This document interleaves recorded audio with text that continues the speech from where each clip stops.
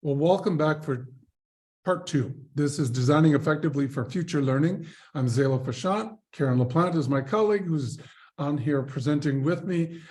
We introduced ourselves with video on part 1, and we're not going to bore you through that again, but at the same time, if you want to learn a little bit more about us or see what we look like, there we are back on part 1. So we welcome you to join us there. So let's dive right into this. Karen, if we take a look at part 2, we're going to be looking at using AI tools with ChatGPT.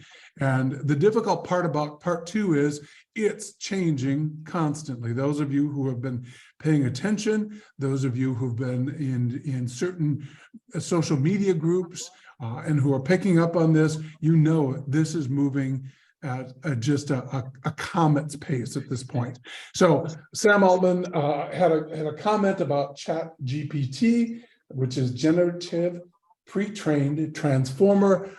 He says it's good, it's really good at some things, but yet at the same time, it's not great yet. And so it's going to get better. And as those of you know, ChatGPT 4 just got launched. They're talking about when they're launching GPT 5. We've had Bard that has come out there. And so as you take a look at this, those of you who are thinking, well, I'm just going to sit this one out, it's not going to be a big deal. Take a look at how many days it took ChatGPT down at the bottom to get 1 million users. It took 5 days. Okay, people are a little hungry for this. And as you know, it's created a lot of panic because it's new. It's created panic because it does things we're not used to it doing or being able to do. But there's some positives. And so it's not perfect. And sure, it makes mistakes, but it might get you a bar exam pass in some places. But it may not answer your math questions correctly. So let's take a look at what's going to be going on, because you know your students are going to be using it because it's new technology. All right. So Karen, start us off with a little question to get us thinking about this. So now I'd like you to pause the recording and reflect for a few seconds. What were or are your initial thoughts about the release of ChatGPT types of tools? So we're talking about anything in the AI, artificial intelligence area. Have you any biases about this use of technology in education? So pause the recording now and reflect for a few seconds.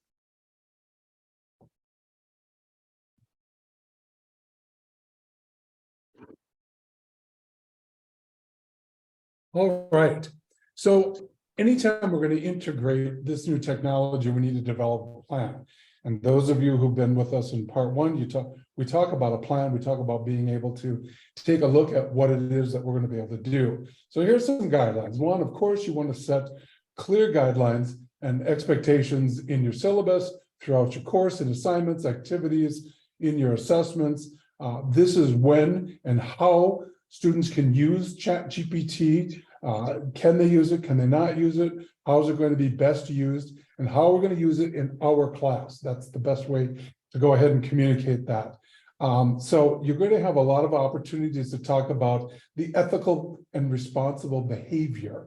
Anytime you're using a tool, you need to use it effectively and you need to use it correctly to be able to gain the maximum effect from this technology. Finally, we want to teach students the proper use of the tools. So we're going to suggest that you, again, create guides, create how-to directions, because people don't know how to do it. It's like every other piece of technology that we have. We don't know the robustness of it. We don't know how it can best be used. We don't know what the challenges are in using it or how it may not be used properly. And you're going to get the wrong information and it's just not going to work for you. So we want students to be successful in being able to use this the way you would like it used in your course. Okay, let's take a look at the next part of this here, which is, again, how do you integrate it? What are the challenges? One, there's limited knowledge. So ChatGPT, as you probably have heard by now, it's trained on a large corpus of text, but it doesn't have access to all information. It's not current. I think at that point it was through September of 2019. I don't know if GPT-4 has now increased that, has made it into the 2020s or the 2021s or not, but it doesn't always give you correct answers. And there's things it doesn't know because it's newer and it hasn't been exposed to those yet. So there's also a lack of understanding It uses advanced language processing techniques, but it's still not always able to understand the context and the meaning behind questions.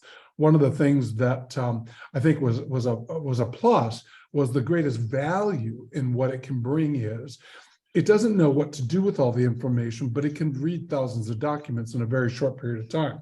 And it can give you a lot of information. We really are going to need to work with students. And if you're using this for yourself as an instructor, as an instructional designer, you're really going to need to take a look at what is it missing and what's the interpretation you're going to have to bring about when you get the content that you do. There's a bias in training data. It's trained on a large, again, corpus of text, which also has biases in it and inaccuracies in it. It also has some sort of lack of good information at times. So, you know, this is something that really becomes kind of important, and the response you get from it can also be biased. So I think we really need to talk to our students about this so they begin to understand that just because the computer said it or that the response said it doesn't mean that it was accurate. Difficulty with complex or abstract concepts, it's a powerful tool, but it's going to struggle with those complex or abstract models because for the most part, it's learning along with it. The more it keeps getting asked certain kinds of questions, the more it keeps digging and the more it can provide for you. And so at that point, you really have to take a look at what is it that, and usually with the complex thing, that's where we're finding the biggest faults because it can't do that very well yet. Unintended consequences, well, again, it's based on patterns that it's learned in its training data. So again, the more that you can use it, the more it gets used, the fewer unintended consequences, such as generating inappropriate or offensive responses, will happen there. As soon as it realizes that, or as soon as the creators start to realize it's doing that, then it will get corrected and fixed. But there's still a responsibility that we have to take a look at as educators to make sure that students aren't being hit on or aren't being, coerced in certain ways based on what it does with the conversations that you're having with ChatGPT, and that's not appropriate for the kind of work that you're asking people to do with it.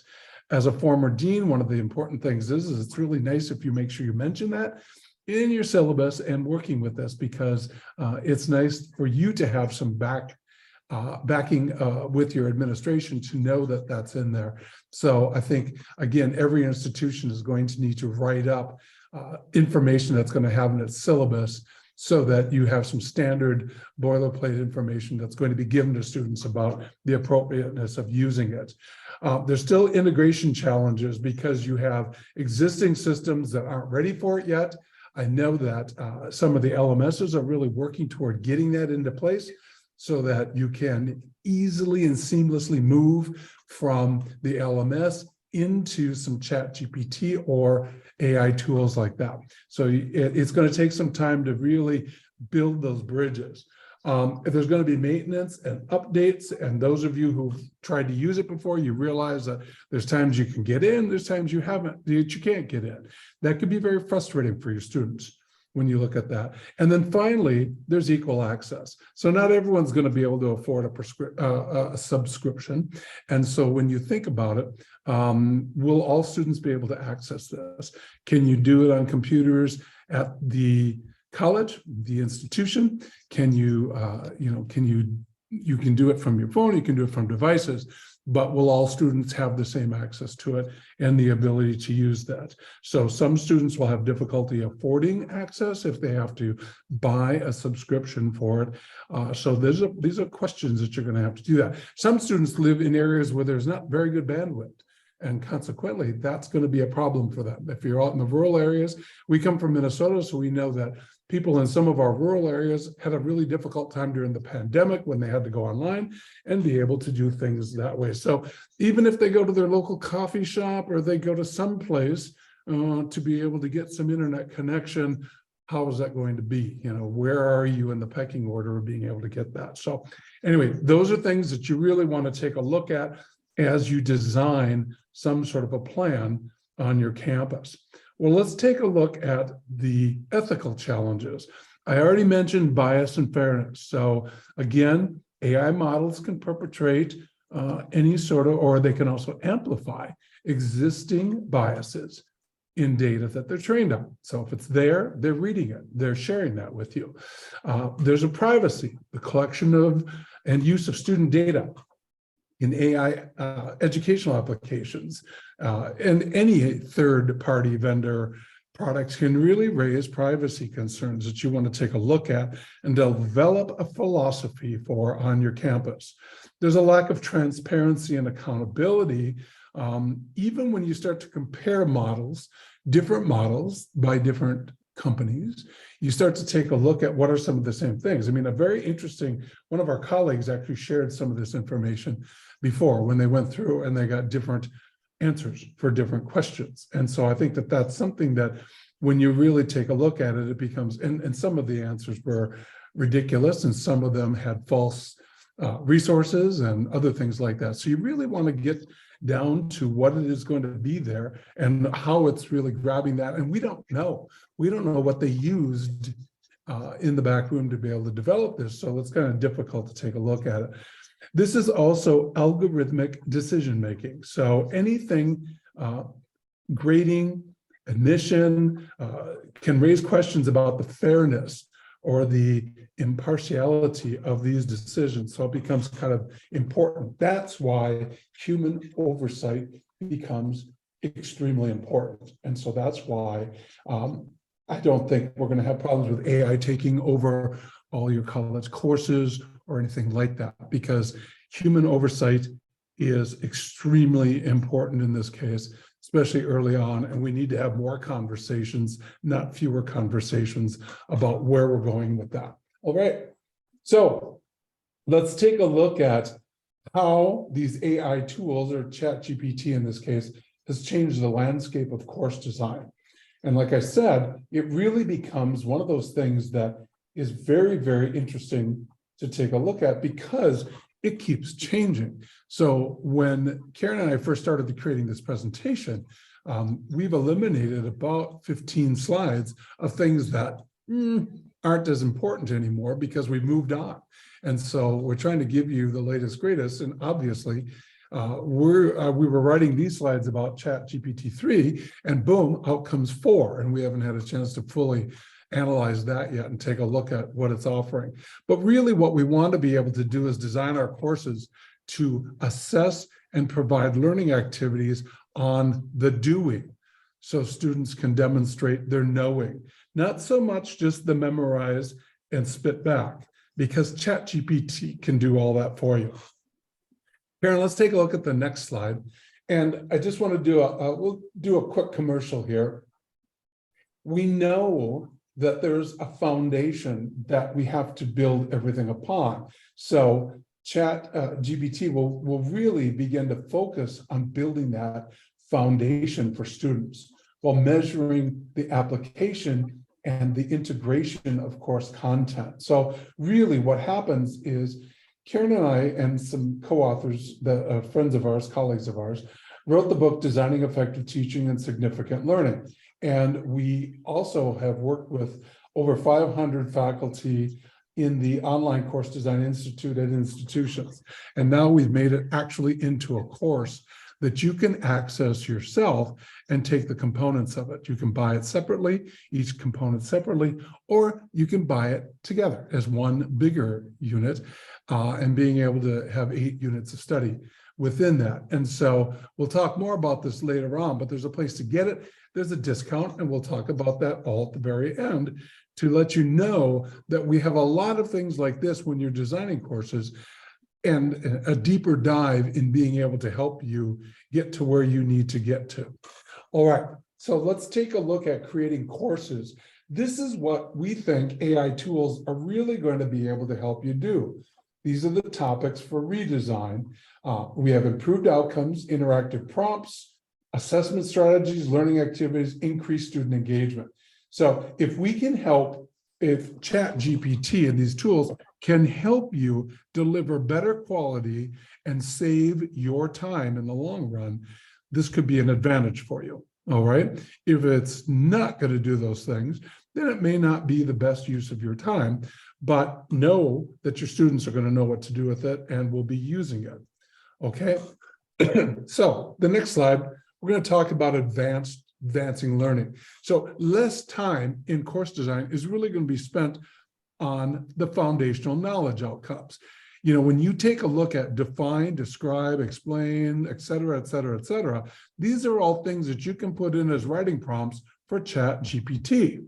These are things that your students are going to be able to access very easily. So developing and teaching in your course design more of the application and the integration domain outcomes becomes extremely important, because now they have to take that information and the course outcomes, and what they have to do to be successful in the workplace is they have to use that information to do something with it and demonstrate that they can use it. So students spend time self-assessing their own foundational knowledge. You don't have to spend the time doing that. And if they're using ChatGPT to supplement their understanding of some foundational knowledge, that can actually get them to use that information and do more with it in the long run. That's what our goal should be. I think that's what we should be looking at. Not, you know, do we need to ask them to list the 5 things of whatever it is? Let's have them talk about the 5 things. Let's have them show how the 5 things are very important in whatever your field of study happens to be. All right, so let's talk next about the interactive prompts. You know, I always grew up with this whole garbage in, garbage out theory, and I think that becomes extremely important. When we look at this, part of what you need to be able to do is provide a decent prompt that's going to get you information. Practice some prompts. If you haven't used this tool before, ask the question 2, 3, 4 different ways and see what you get for an answer. I've done that. It's really interesting to see what gets you the best information and how it changes. You can also do that by using Bard. You can compare that to ChatGPT. You can compare that using something else. And again, getting a chance to see what it delivers becomes extremely important. So one, of course, like anything else, be specific and clear with your questions. You can use a proper grammar and spelling, because if you don't, it's not going to know what to look for because it's using those things.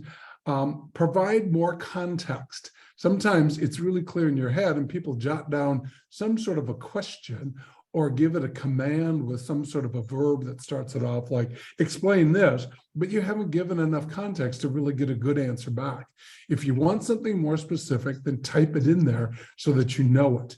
So type it in, get what you get, look at it. If you're not happy with that, then try and do it again and better. What questions could you have? Now that to me is a great value that we could be teaching our students. How do you form the question to be something extremely important? Ask one question at a time. It makes it very clear. It's like everything else. It's like putting 2 or 3 verbs in the same set of outcomes. I don't know which thing I'm doing which thing for. I don't know how to assess that. So one question at a time and let ChatGPT give you that answer. Be patient, because it's a powerful tool, but it still has its limitations. Be open-minded. Again, it's not going to be perfect. It may not be the exact answer you're looking for. How can you refine that to get to be the best answer that you can do that? Obviously, you want to verify the information. If you're asking for a resource or a book title or an author, make sure the person exists. Make sure the book was actually written. Those things become extremely important before you just go about saying, well, you know, hey, it told me that. Well, of course, it can say lots of things because it's just reaching out for a lot of information and trying to combine it in some way to have it make sense to you. So there's going to be technical issues. So when you look at them, be prepared for those. Just know that it's going to be a problem. And when it is a problem, address them quickly and effectively so you can do that and help that out. In the course that we created for ChatGPT, there's a cheat sheet that we included as a resource that was created there. So let's just take a look at some of the great things on the next slides that ChatGPT can help you with if you're not familiar with that. And some of you probably have used some of this already. But these are some of the, you can see the prompts. You can see that they're used in spreadsheets. You can see how they're used in foreign languages, in the teaching of languages, and translation, which is becoming, I think, an incredibly great opportunity for us to be able to use this tool. It's great for content creation. You could create a future course. You could create an article. You could create the outline for a lot of different things to help you get organized. If there's something you're not familiar with, this is a really good first step. Sure, you got to dive deeper and you've got to get more information. Karen, let's see what else this thing can do. It's great for programming. I've read a lot of people who are using it for coding and being able to create some great things that way. It's also great for data science. And as Karen has up on the slides now, we can take a look at the fact that we've got writing, we've got creativity, we have academic life. And you can again see some of the things, whether you're asking it to summarize something or suggest something. People have used it to reply to an email. People have used it to be an email. We had one president, or one, I'm sorry, not a president, an administrator at a college who sent out notification to everybody and at the very about ChatGPT, and at the very bottom it said, I use ChatGPT to do this. Okay, hopefully they went through and they edited and they made sure it was all good and things that way. Knowing that person, I believe that they did do that. But I think one of the things that becomes incredible with this is that it could really be a time saver if you use that as a way to, maybe it's a letter of recommendation and you put in the qualities of the person and it writes it up. And then you go ahead and tweak it and make it more individualized for that person. All right. Karen, why don't you get us thinking about another question? And now I'd like you to think about one prompt, one question that has worked very well for you in your work or for your students in their learning, and pause the recording and reflect on it for a few seconds. This is kind of a great thing if we were able to do this live with you right now, because we'd love to see what these are.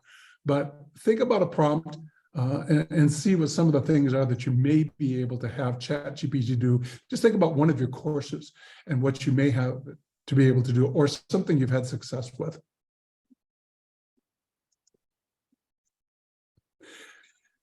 Okay, we can use this in formative assessment. We can use it in summative assessment when we go through there. And so really, as you do that, you can get students to assess their understanding of a topic. You can get them doing some self-assessment with the formative stuff. This can help the students identify areas where they need to improve. And they can write about that and talk about it. Boy, I thought I knew this. And then I went through what the response was from ChatGPT and realized there's a lot of things I didn't know. Okay, for summative assessment, the results from these can really be used to provide a comprehensive summary of student performance and progress over time. You may be able to get some great information for program or department review that come from this based on your students' use of this tool or the way that they got responded to in using these down the road. More going on, more to come. So there are many potential course activities.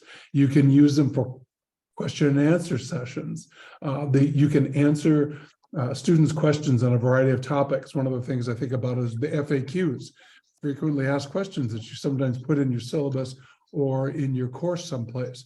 That would be great. Students could really benefit from this. You may be able to, what are some possible questions that students will ask about my course, blah, blah, blah, blah, blah. And then when you do that, it would be very interesting to get that. And you can also add questions that students have actually asked. Writing prompts, we talked about there, but there's tons of different ways to use it as writing prompts. Think about your discussion questions in the LMS itself. And I'm sure that most LMSs are going to be able to incorporate ChatGPT and these AI tools to be able to help you design those. Virtual debates. Actually, it can participate in a virtual debate with students. I had a friend of mine that just had a debate with ChatGPT or Bard, it was Bard, sorry. And they had a question about the Second Amendment, and it got all caught up in what it was saying, and then realized the other valid points. And it was having a difficult time assessing whether it should contradict itself or not. So I think that there's some really great virtual debates, and it's a great skill for your students to be able to pick up and to be able to use. Also, virtual tutoring, providing students with immediate feedback and support as they work through educational material.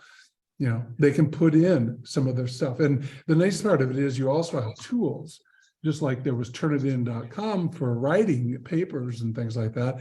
Now there's turnitin.com and others that really assess whether the paper that was written is turned in, that was done by the AI tool, or if it was done by a person. But there's a great way to be able to take a look at some of the feedback on virtual tutoring. All right, so we want to talk about increasing student engagement. Well, there's a lot of active learning that can take place. You can get some high quality text examples. You know, if you were going to have students take a look at different examples of writing samples and stuff like that, you may ask ChatGPT to write several different styles, several different pieces for you, and then have students go through and critique those. It's a great learning activity. Generate diverse and relevant examples.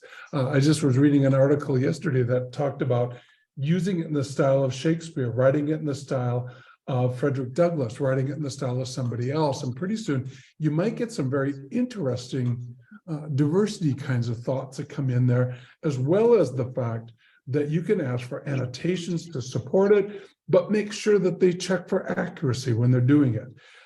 There's the reduced time and effort required for manual annotation by providing relevant and informative text to be able to use with active learning. Some students really struggle with that.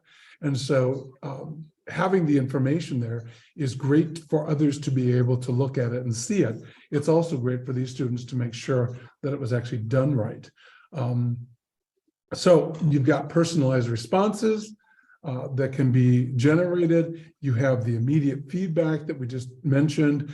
You have accessibility, access to information and resources that may be difficult for students to obtain elsewhere. And when you think about this, this could be a huge game changer for English as a second language students or developmental students who have a hard time organizing their thoughts to creating an outline to getting going. And you could give them that tool, much like we talked about calculators a number of years ago in math. We really want to be able to take a look at how this tool might get students going and the thinking process so that they can now use what they have as an outline to begin to create more of those things. You've got to make the decision whether you think a student-generated outline is the critical game changer or not. But you can do that. There's also collaborative learning opportunities that you can do through student discussions and interactive design activities that promote active learning collaboration. You've got gamification content that can take place. There's a flexibility so that students can learn independently at their own pace or schedule. You can get them an opportunity to be able to branch out and see how something is compared to something else on their own without you having to dictate what needs to take place. But they have a chance to be able to do this because they have a tool that will show them that, whether you're going to formally assess them or informally assess them, whether you're going to give them feedback on it or whether you want to teach them to use the tool for their own independent learning becomes extremely important. And then finally, there's evaluate and adjust. You know that with anything, you got to see, is it working or not? And do we keep using it or do we use it in a different way? Or how is it going to be improved so it will be doing this and being able to be used to specifically help your class? Really what you're doing is turning active learners into active leaders. And you're getting them some of the tools to be able to go forth and take a look at that. Okay, you get feedback. And one of the things I want to do from this slide is really, there's two things that you as an instructor really need to do. One, design a quality course framework. to give feedback. That's the stuff that makes the biggest difference in assessment. That's the stuff that we see the largest amount of student growth with, is when they get the feedback. So you can work on designing the course, making it great, because you're spending less time running the course.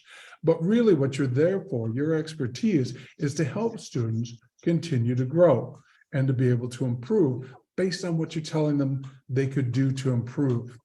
And then finally, let's take a look at how this assists your work. Reflect and communicate about the learning task with students. You can take a look at providing students with detailed, specific feedback about what they need to do as a learner, okay? That's the way it's, if you don't know it, it's going to be able to do that. And there are ways that people are using it right now to get that. You can encourage students to self-assess, reflect, and monitor their own work before you take a look at it, or their work with a peer and take a look at it, so that you don't have 100 problems to fix when they turn something in. You have a couple problems to fix. You're giving them the bigger picture by using this tool to be able to clean up a lot of the other things. You can also make sure that they act on the feedback that they receive. And finally, when you're thinking about it, you can really use a variety of teaching strategies to engage and challenge all students. So really, what you're able to be able to do, and in the course, I've got this broken down a lot more. It really talks about creating sets of questions that will get you to all of these pieces here. And that's what's really good. For those of you who really want to add little extra pieces, Karen, on the next slide, if you would play the YouTube video, turn up the volume.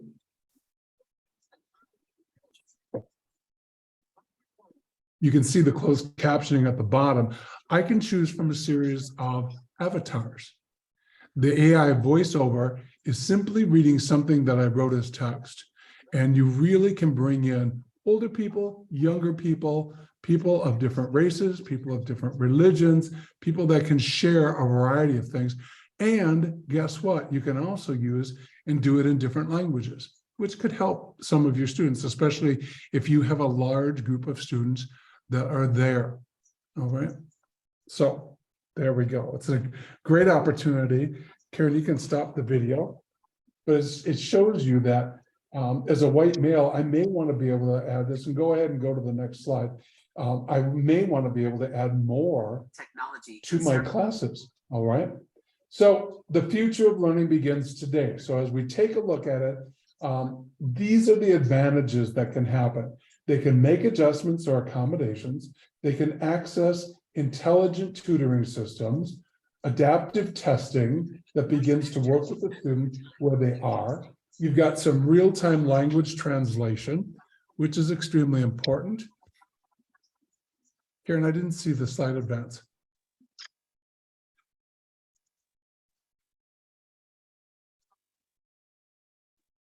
There we go. You get the real-time language translation. You've got, it's also, of course, best when you integrate it with the LMS system. And it makes it easier for students not to have to jump from one place to the next place, etc. And you can also have it answer specific questions like the FAQs. So Karen, let's go ahead and give them one last question to pause and reflect on.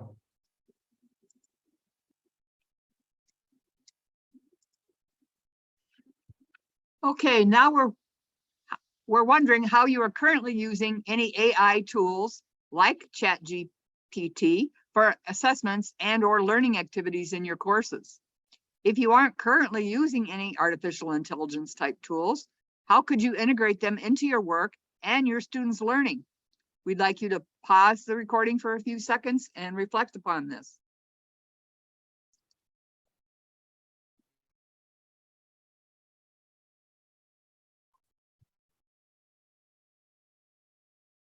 All right.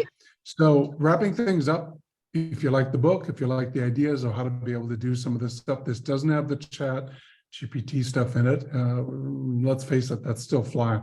Those are best done as articles at this point, or the course that we're doing, because we're updating the course continuously. I've got about 10 new items I'm putting in the course in the next week. So that are just keeping it updated, keeping new information going in there. But for now, if you'd like to get the book, really walks through the whole course design type of thing. You can get a discount. It's through Stylus, and you can take a photo of this and get the discount code written down. Also, on the next slide, and again, you might want to take a look at this for those of you who want the deeper dive. You've got the self-paced courses. You've got the designing a future effective teaching and significant lifelong learning. That was kind of the part one. You now have the part two, facing the future, artificial intelligence and higher education. We gave you about 5% of what we have in the course. And like I said, it's changing constantly. Actually, through Innovation Synergy, we have 13 online courses where you can get a copy of the ebook by buying the course. And you also get a certificate of completion when you had a chance to go through this self-paced course, take a look at it, glean off the good information that you need to have. You can go that by going to insynergy.com/education shop. There's a discount code there too, a 20% discount. Synergy 20 will get you a discount there as well. And that's that. But there's just so much more information that we want to be able to share with you. And unless we made this a 3-day presentation, we can't begin to do it, but we can do it in the course, which is great.